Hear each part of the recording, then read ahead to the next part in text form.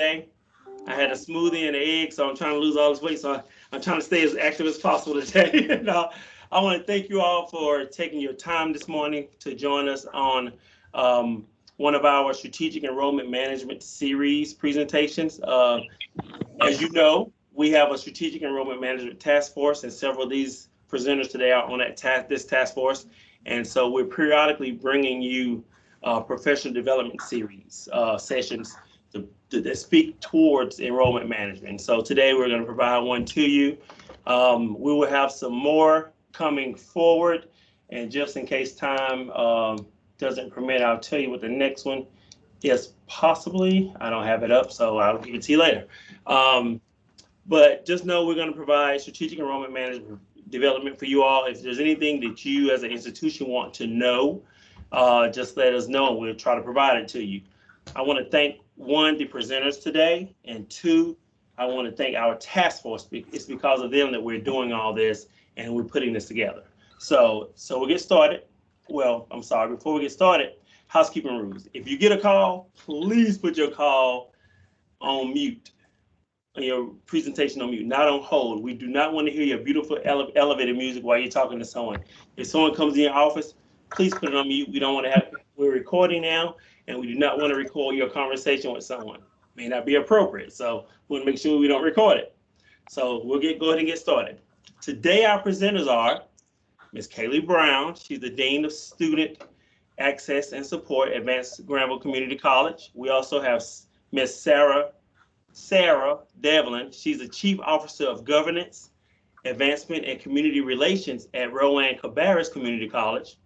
Along with her, we have Natasha Lipscomb, future Dr. Natasha Lipscomb. She's the Vice President of Student Success Services at Rowan Cabarrus Community College. And last but not least, we have Ms. Tasha Williams. She is the Dean of Student Services at Piedmont Community College. They're going to present today leveraging financial aid and foundation resources for strategic enrollment management goals. So with that being said, I will concede the floor to these young ladies. Good morning, Dr. Hickman, and good morning, everyone. We have been excited about this presentation, pulling it together, all of our collaborative conversations, even as early as this morning, we got together again just to make sure that we had some information to give you that we thought would be helpful. And also, we want to say that really we hope that these will be thought starters for the end of this time we have together where we can share ideas. We want to hear from you all as well. So hopefully we share something and that says to you, oh my goodness, I'd love to share what we're doing. And we hope you'll jot that down and join us at the end of this for additional conversation so we can all learn from each other. In this presentation, we thought that it would be a good opportunity to start where all of us are really. You may be familiar, maybe too familiar at this point. You've heard lots about House Bill 664 and its commission to the My Future NC organization to help North Carolina meet its economic development goals, its workforce development goals, by making sure that we have 2 million by 2030. That's 2 million people between the ages of 25 and 44 who hold high quality credentials or post-secondary degrees to meet our workforce needs. So My Future NC, you'll see some of the catalysts of the work that they're doing pushed into the initiatives that you hear today. And we hope that you will share again in the end some of yours. Next slide, please.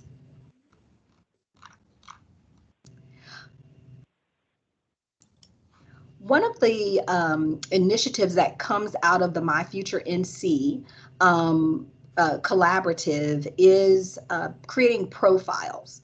County profiles for each of the 100 counties in North Carolina. Of course, the community college has its own portion and piece of that profile.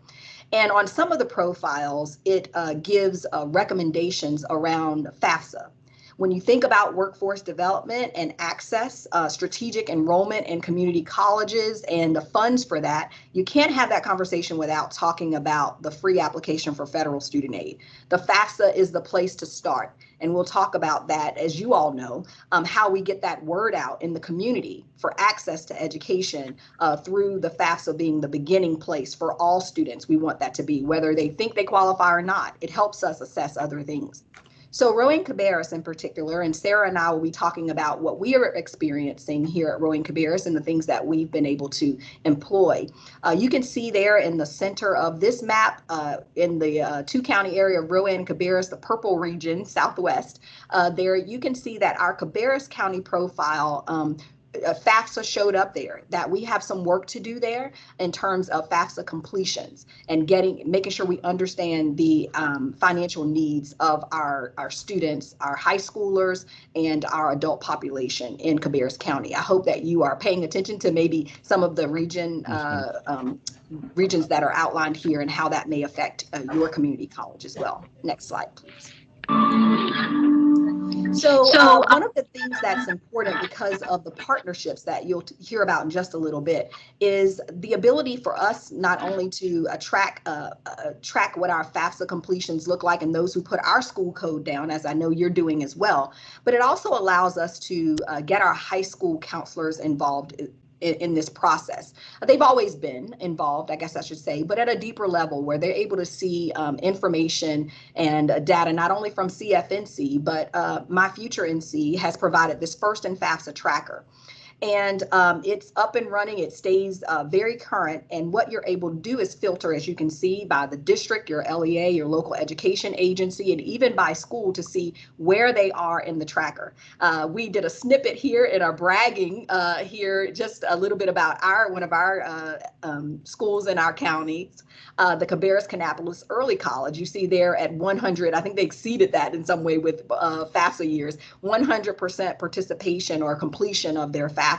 And you can go and filter that again by district, by school name, and other ways, geographical information there you see to get a sense of that. What I'm excited about is that our high school counselors got totally into this. There was even some incentive offered by My Future NC for them to get their percentages up. And we've been attending, of course, their local school counselors meetings, also inviting them. We usually have twice a year a school counselors breakfast, it used to be, but a gathering. We've done it virtually and really talked about our goals around this FAFSA challenge and how we as a two-county area can come together around it. We've seen enormous feedback from this. Our financial aid director has just told us that there is a significant amount of increase in FAFSA completions with our school code on them as ICERs come in.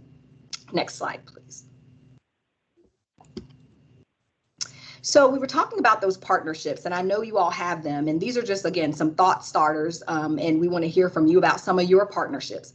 When we started this FAFSA completion initiative, started making sure that member businesses of our chamber even knew about our FAFSA initiative, we saw tremendous support. Even our mayors in our counties and our municipalities got on board. Sarah and I are both wearing, you'll talk a little bit about our FAFSA Now initiative. We've got t-shirts out among these folks. So our Cabarrus County school leaders, our Kannapolis City school leaders, our chamber leaders, our mayors, they're all about FAFSA right now and getting people access to education. On the right, I want to bring your attention to how our local media even, and Sarah's over that area for our college, has partnered with our chamber and our college to make sure that they're pushing out information even on every platform we can. And so what you see there is an open letter to the class of 2021. Somehow, you know, these folks didn't really get the experience because of COVID, all the access to information they would have. So we, on the front page of the paper, sent an open letter to them and their families saying, we know that you've been dealing with a lot during this COVID year, but don't forget, don't get paralyzed, don't get stuck. Fill out this financial aid application and come engage with us. We want to make sure that when this pandemic is over, that you're ready and poised to get going with your life and to be meet your goals that you desired. And so our chamber partners, College Foundation, you can see there, have been really instrumental. Next slide, please. So we were talking about our t-shirts, and so feeding off of what we have been learning from My Future NC, we also developed our own campaign around FAFSA locally, and we heard a lot of questions, people, being intimidated by the application, but also not really sure when to fill it out, which plan year to fill it out for, like how does this work? And so we just said, you know what, we're going to make it really simple for you, and we'll talk about these assistance days and drive-ins that we've been doing and all of that. But how about just do it now? Don't worry about when, just do it now, and we can help you through making sure you have the tax documents for which year and all of the details. Give us something, get in there and start it, and we know how to follow up with you. So we've, again, partnered with those high school counselors. We're doing them in many formats, which we were doing before COVID. We have a pretty progressive financial aid department, and they were doing the Zoom meetings virtually and on campus and meeting them in the high schools. You see the Student Success on the Move. This is where we take every area of our Student Success Services department and we take it in the community.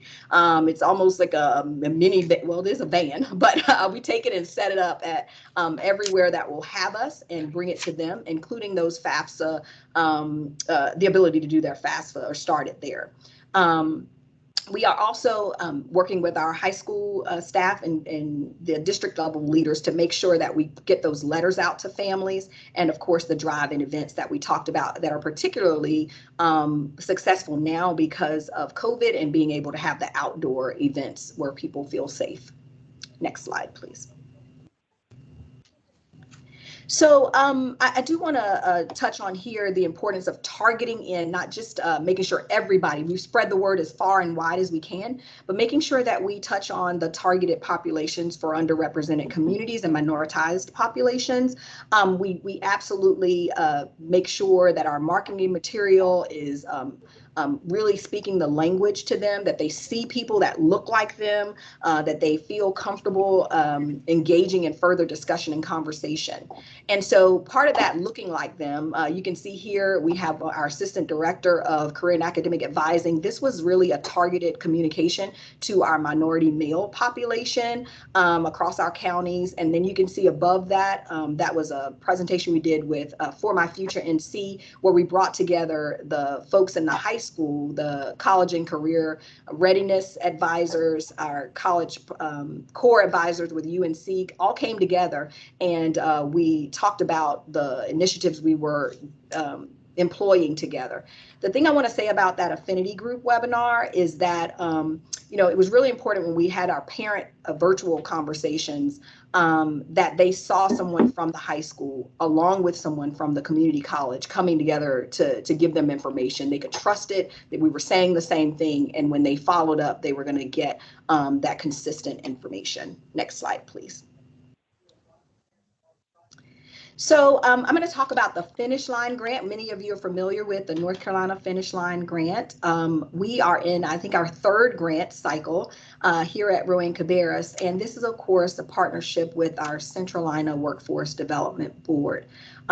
We don't run it exactly the way that some of the other community colleges do. Eligibility is the same, of course, but we run all of our student referrals here out of our Wellness Center, out of our Financial Aid Office, and in partnership with our Student Life Department. And our Student Life Department gathers all of the information in referral for those students and then gets them to our Central Carolina Workforce Development Board for further vetting and approval. And that workflow and streamline has been really successful for us. You can see that as we are really over $105,000 awarded to students who are in over that 50% completion point of their degree, all in hopes to get them to the finish line, remove any barriers that they are experiencing. They've come a long way, but we want to make sure they feel supported in going further. And so many of you are familiar with this. I won't spend a whole bunch of time here, but I do want to contrast it with another program we have. Next slide. So we realized that the students who were 50% or more of the way there, that we had some emergency sort of grant and pot money for them in terms of the Finish Line Grant. But we wanted to go on the other side and say, how can we really address the needs of students who we know our part-time student population is growing and has been large and is growing even more now. How can we get them to have a little more confidence and let them know we have confidence in them that they can take one more class to add to where you are as a part-time student, perhaps? And so we came up with the Accelerate Your Degree program. So let's see how we can get you there faster.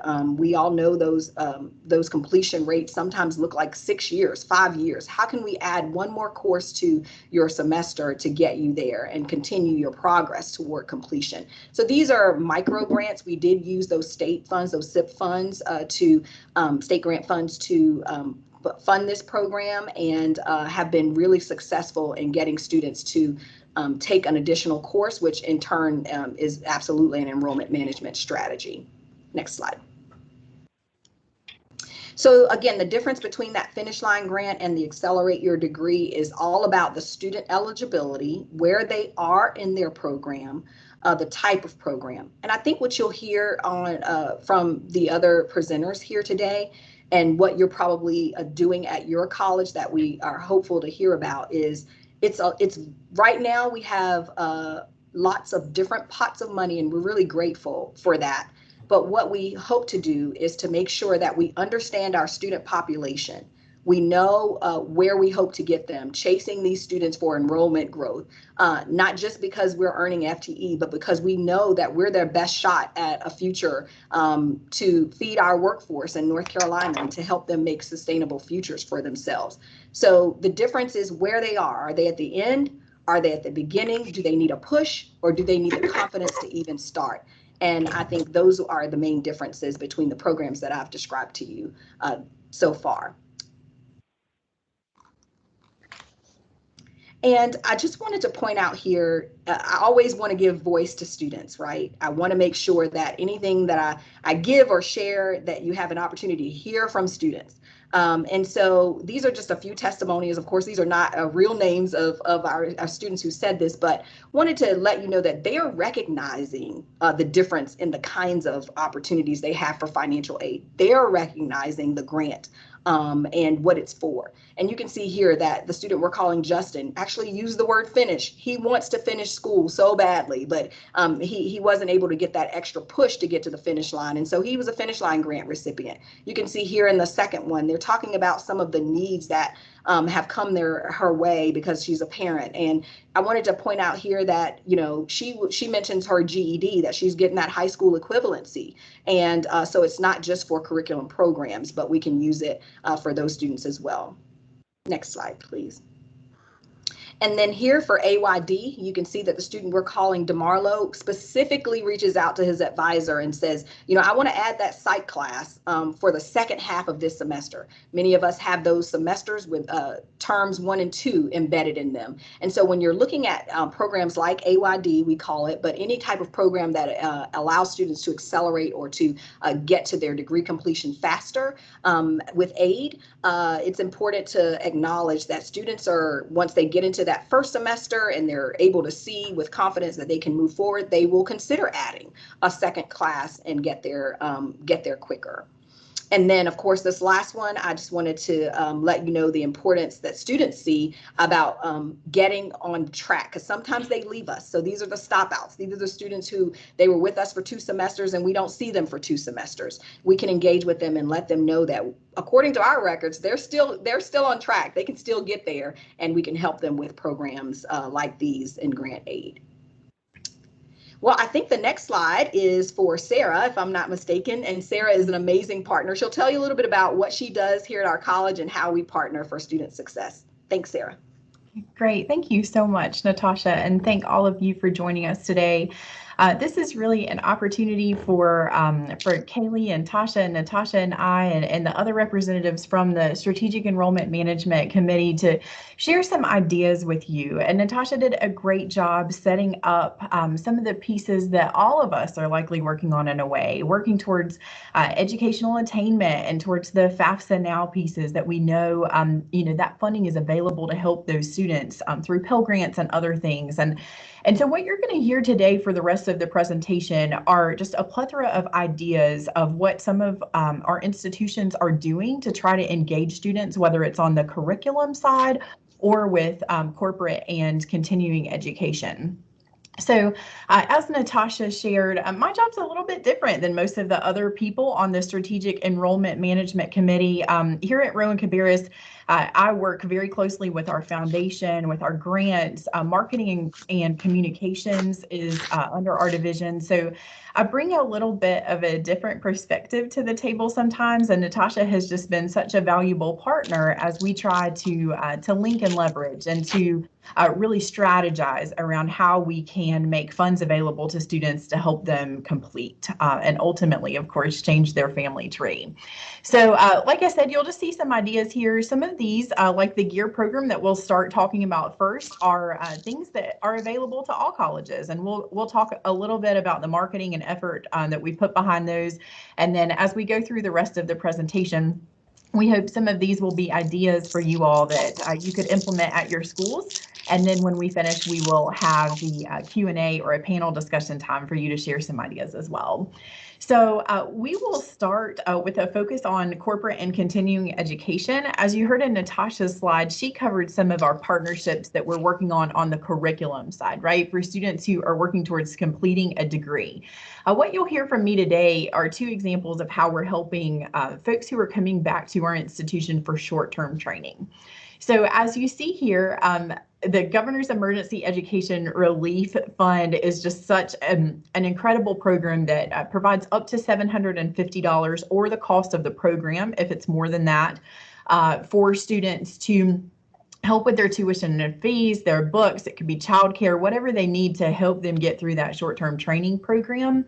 At our institution, we have done social media marketing. We put out a couple of different press releases to help advocate for this effort.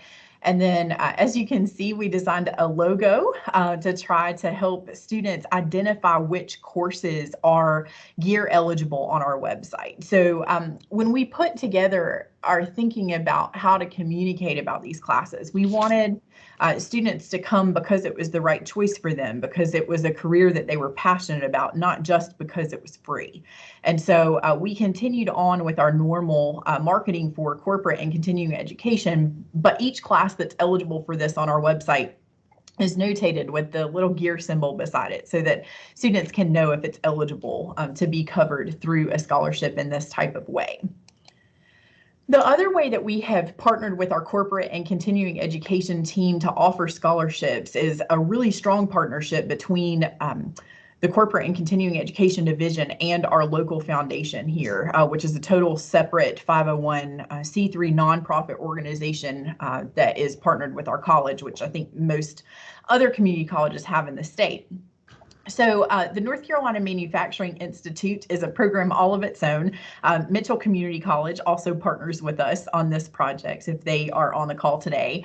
And long story short, this is a rotating scholarship fund for short-term training options. And what that means is that, when you see all these logos on the screen, we have partnered with over 40 industry partners to create a cyclical scholarship fund that is sustainable and continues to go in perpetuity as long as the scholarship program is successful. So I just wanted to share a little bit with you about how this program works. Basically, a student would enroll in an 8-week training program. At the end of those 8 weeks, they would be considered a certified production technician. Instead of sending them out into the workforce to say to each their own to try to land a job, this program has almost a reverse dating, but a reverse interview process where we actually bring folks and provide the opportunity from these companies to come interview with those folks at the end of their class. So all of them leave with job offers, as you can imagine, under this type of model. And once they're offered that position and they stay at the company for 90 days, that company guarantees that they will provide a $1,000 scholarship back to our foundation to go into this fund. So basically, every time the company gets a great employee from the Certified Production Technician program, the company pays $1,000 back to the scholarship fund, which is all financially run through our foundation. So it's really sustainable. We have been able to help every student who's gone through that program with a scholarship through this program. And corporate and continuing education is an area where our institution, at least, has not always been able to invest a whole lot of scholarship money, other than, you know, emergency scholarships or a smaller amount each year. So this is a really great way that helps leverage industry partners to try to help us be successful with that. So the last slide that I will leave you with today is just an overview about how at Rowan Cabarrus, we're working to link and leverage. I know lots of you have probably participated in strategic doing exercises, but we want to intentionally link and leverage every dollar that we have and every relationship that we have. Natasha and I meet all the time to talk about what different pockets or pools of students that might not have access to funding. You know, if her advisors are seeing an uptick in a particular program that needs help, that helps us build out how we can work with donors and how we can shift or reallocate scholarship awards, especially in a time of COVID where we have different pots of money, maybe that we haven't had access to before, that we can use some of the foundation's dollars in other ways. So, and the last point that I'll just make here is that, you know, I would encourage all of you to continue to partner with your foundations and to build partnerships and growth and programs that can help use your foundation as the more creative or innovative arm of your institution, so that, you know, when the HERF money is gone, when CARES money doesn't exist, when the GEAR program isn't funded anymore, that we've used those opportunities more as pilot programs to see how that data works, and that we're still working to apply for grants and to build those relationships with donors and to tell that story so that long term we can have sustainable ways to support our students. So I think that's the last slide that I have, and I will turn it over to Tasha now. Good morning. I'm Tasha Williams with Piedmont Community College, Dean of Enrollment Services, covering the areas of admissions, financial aid, and records. And so I'm going to provide a little bit of information about how to utilize your federal work study students and those funds. You should coordinate with your financial aid offices to provide opportunities for students to work in your respective areas. As we know, as we engage students, that leads to retention, which increases enrollment. Things that your work study students can do is help you perform your call campaigns, calling students that need to complete the admissions process, or reaching out to those students that indicated your school as a school choice on the FAFSA but have not completed the admissions process. Calling those students that's received a financial aid award but they have not yet registered for the upcoming semester. Here at PCC, we have data on students that enrolled and did not complete, and we refer to these students as Part Way or P-Ways for short. Our first phase of our initiative focused on reaching out to those students that had enrolled and were close to completion and encouraging them to come back and complete their degree. Our second phase is going to be focused on reaching out to those students in our service areas to encourage them to come back as well. So just calling your students and getting them back in is a way that you can use your work study students. Your work study students can also provide tours on campus. Set a schedule so that prospective students can have an opportunity to come on campus and view your programs. Also, maybe let your work study students greet your visitors as they come on campus. Someone there to assist them and direct these students with welcoming faces and direct them where they need to go to get the assistance that they need. There's many ways that you can utilize your work study students. This is just a few examples of how you can do that. Next slide. Here at Piedmont Community College, we have what we call the PACE or Promise program. Our PACE or Promise program provides recent high school graduates an opportunity to attend tuition-free for up to 4 consecutive semesters. Piedmont Community College received a generous donation from a donor, and our foundation office handles the scholarship program. This program is a last dollar program, so any other forms of federal, state, or institutional aid must be exhausted in order for students to benefit from this program. Students must complete a FAFSA and be a person or Caswell County resident. They must maintain a GPA of a 2.5 or higher, and they must be a full-time student in one of our career and technical education programs. This is an effort to prepare students for our local workforce, which is why the donor focused on these specific programs. This was our first year with the PACE of Promise program, and there were 34 students that met the eligibility requirements for our PACE of Promise program. Of those 34, 13 students actually received funding from the PACE of Promise program to pay for their tuition and the $200 textbook stipend. The other students that did not actually tap into the funding were able to receive federal, state, or institutional aid to assist with their educational expenses. Next, I will turn it over to Kaylee to talk about Vance Scramble. Good morning, everyone. As earlier I was introduced, Kaylee Brown. I'm the Dean of Student Access and Support at Vance Granville Community College, and I have the pleasure of overseeing admissions, financial aid, career services, and the registrar's office. So we jokingly say that I take care of the front door and the back door.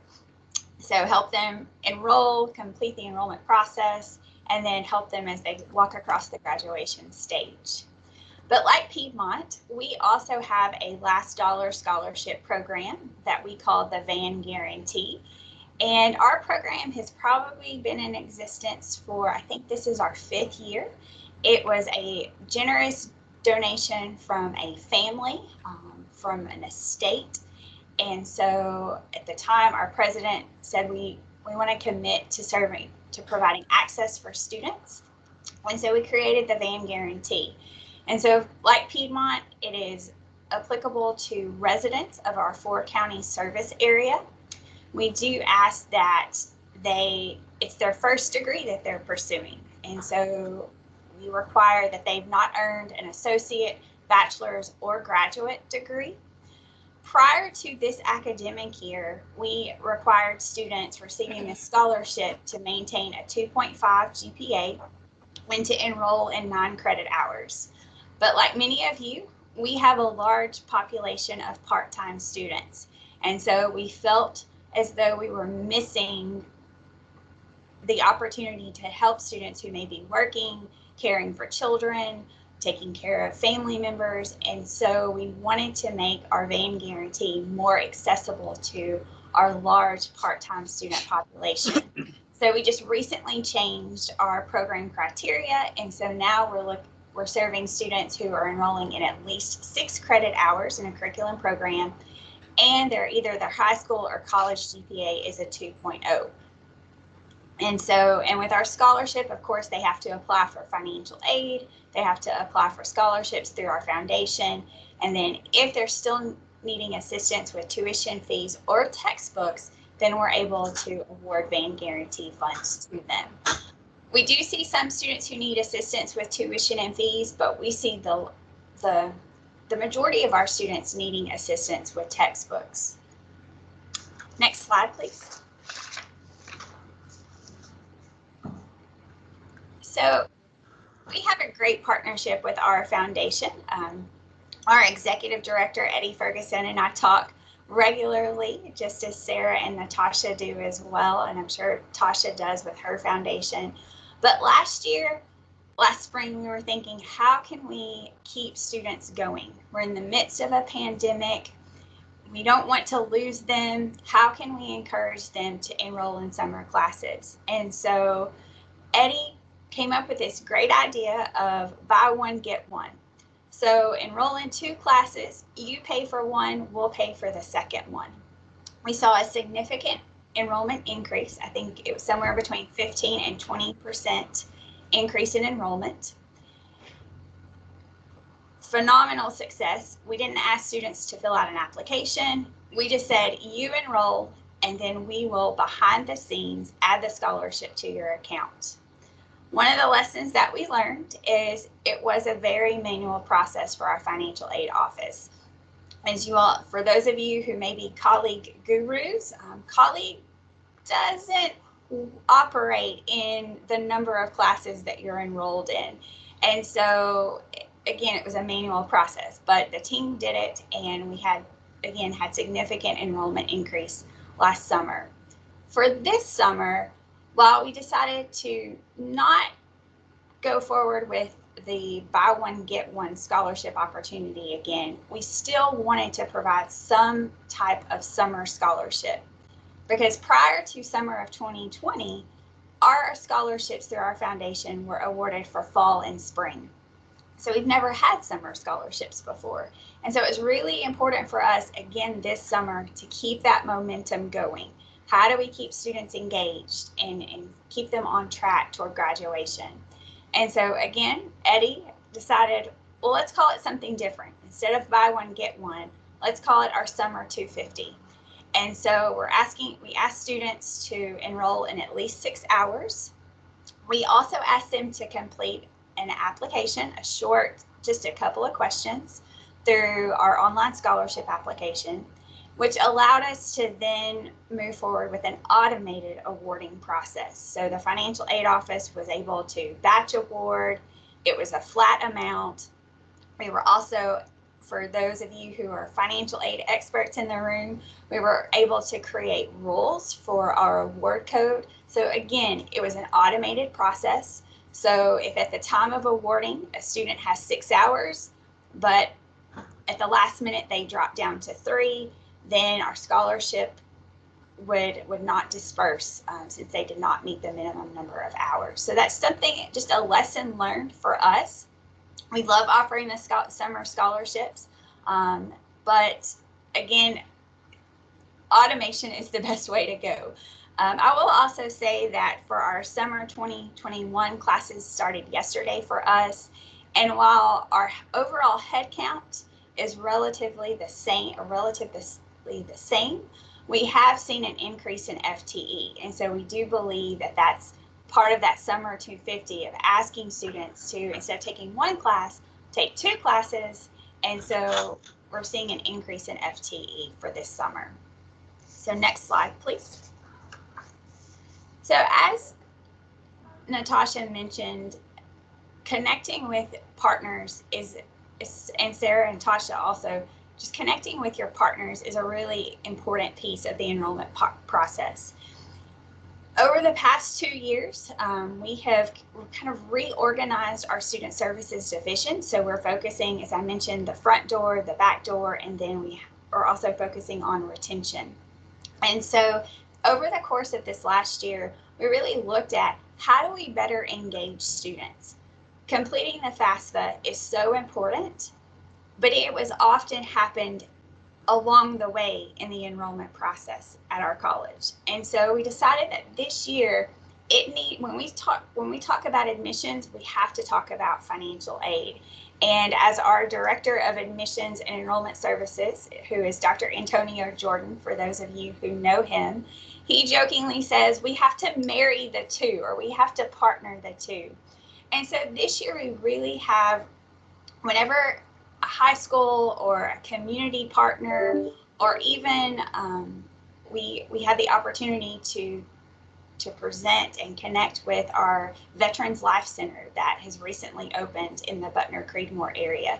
And so just when they're asking, hey, we want you to present information about the college to our students, instead of having oh, you need to do the FAFSA, no, we're talking about admissions and what that process looks like, and also financial aid. We want to better connect our students that the FAFSA, although it can be scary, we don't want it to be scary. We want students to know that applying for college and applying for financial aid work hand in hand, or as Dr. Jordan says, we marry the two.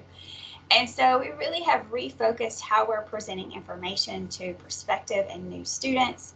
which then allows us to have more in-depth conversations by offering FAFSA workshops. Some of you also on the call may be part of the Achieving the Dream Network, which we are at Vance Granville. And back in the fall semester, we participated in a process mapping project, and we really looked at our data from inquiry to the first day of class. And I'm sure some of you, as you have studied your own data, you know that pipeline, that enrollment pipeline, can be leaky, as we say. And so we really had to look at where can we better connect with students so that we're not losing them as they move through the enrollment process. Because enrolling in college and all of the language that we use can be very overwhelming and intimidating. And so we really wanted to shift away from that.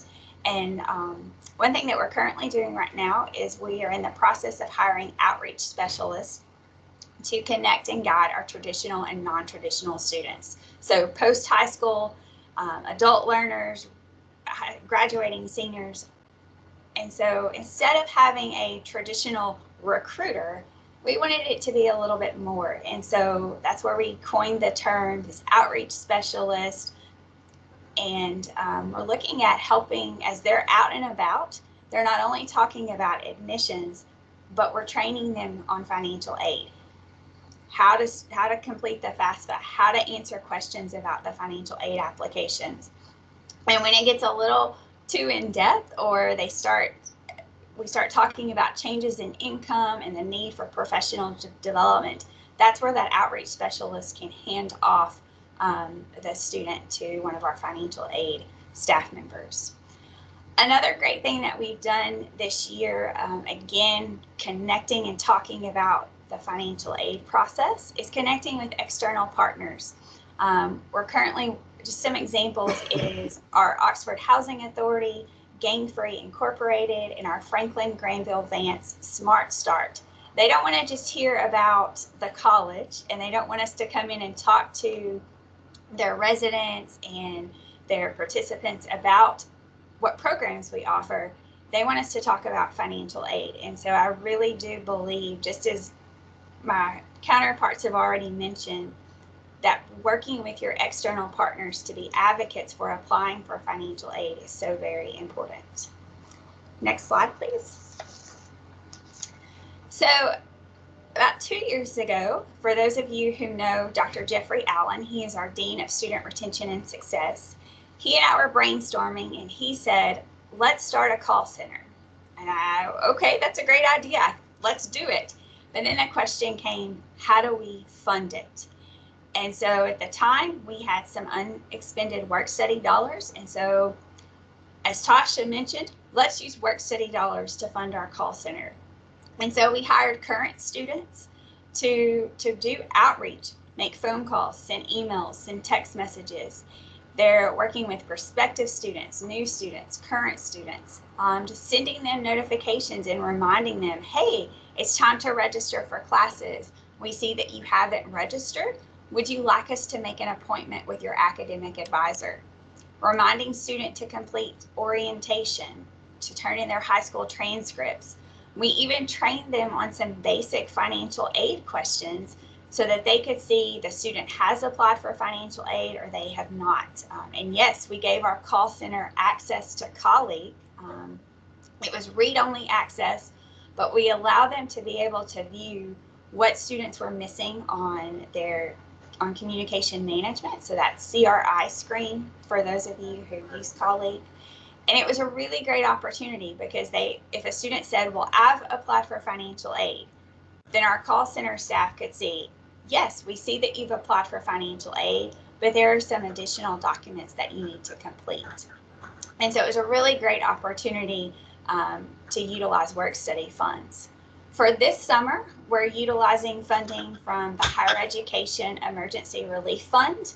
And again, same format, phone calls, emails, text messages, reaching out and connecting with students to help guide them through the enrollment process, or just give them the extra nudge that they need if they haven't enrolled since the fall of 2020. We also implemented I think in the spring of last year, we implemented a live chat feature on our website. And so our call center, we've actually just requested yesterday to hire some additional staff as part of our call center to help manage the live chat. We've had really great success with our live chat. Students asking about they ask about everything, continuing education, how do I turn in a transcript, how do I request a transcript, how do I call financial aid. We get everything on the live chat. And so we're utilizing our call center to help us manage that, as we know the summer months are a very busy time for our student services staff. Next slide. And I think that's all. That's great. I'll go to the message board just to see if there are any questions here. But prior to that, I'll say Kaylee, Natasha, Tasha, Sarah, thank you. Great presentation. They made some great points. Everyone, the reason we want to do this session is because we saw that not everyone understood how your financial aid resources and your financial resources could benefit your students. So one thing we want you to know, as Kaylee said and Tasha said, work study students, use them. They don't have to be in the library all the time just filing papers on the financial aid office. Train them, send them into the community, have them be ambassadors. We talk a lot about engaging churches and community organizations. Train your staff, train your work study students to go there to be staff for you to do that, and that way they can put it on their resume also. And so we really want to make sure that you utilize all your resources to the best of your ability. Also, we want to make sure that you use your funding for career and college ready, college and career ready. Also for your continuing education.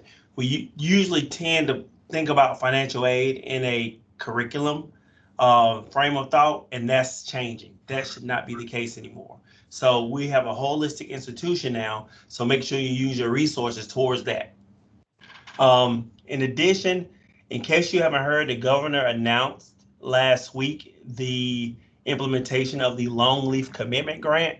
And so that's on our website. If you go to the community college website, you can see it. But the purpose of that is to provide students who graduate in 2021 from high school pretty much free community college. So it works based on your financial aid EFC. So if you have a 0 EFC and you get Pell Grant, you pretty much can get $700 towards that. But if you don't, as your EFC increases up to $15,000, you get something. You get up to $2,800. So the whole premise of that is that any student who graduates from high school in 2021, they pretty much get free tuition for community colleges. So if you need more information on that, it's on our website.